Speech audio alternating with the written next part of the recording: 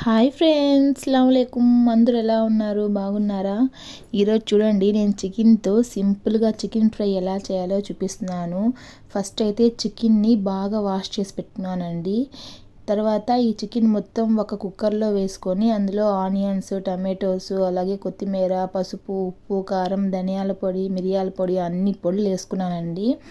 ఇంకోటి ఏంటంటే అల్లం వెల్లుల్లి పేస్ట్ కూడా వేసుకున్నాను. అది ఇందులో మిస్ అయింది. అవన్నీ వేసుకున్న తర్వాత ఉప్పు, అలాగే నీళ్ళు అయితే ఎక్కువ వేసుకోకూడదండి. చాలా అంటే చాలా తక్కువ వేసుకోవాలి. ముక్క మునిగేంత వరకు కూడా వేసుకోకూడదు. చూపిస్తున్నాను చూడండి, చాలా తక్కువ వేసుకోవాలి. వేసుకొని ఒక 2 విజిల్స్ పెడితే సరిపోతుంది, బాగా ఉడికిపోతుంది. ఆ తర్వాత ఒక కడాయిలో ఆయిల్ వేసుకొని కరివేపాకు వేసి ఈ చికెన్ మొత్తం ఇందులో వేసాను. చూడండి ఎంత నీళ్ళు ఉందో. కొంచెం బాగా మరుగుతున్నప్పుడు ఇందులో చికెన్ మసాలా వేయాలండి. చికెన్ మసాలా వేస్తేనే టేస్ట్ నెక్స్ట్ లెవెల్ ఉంటుంది, చాలా బాగుంటుంది. నేను ఎప్పుడు ఇదే వేస్తాను. కొంచెం దగ్గర పడ్డాక కొత్తిమీర వేసాను, అలాగే కొంచెం ఫుడ్ కలర్ కూడా వేసాను, కొంచెం కలర్ఫుల్గా ఉంటుందని.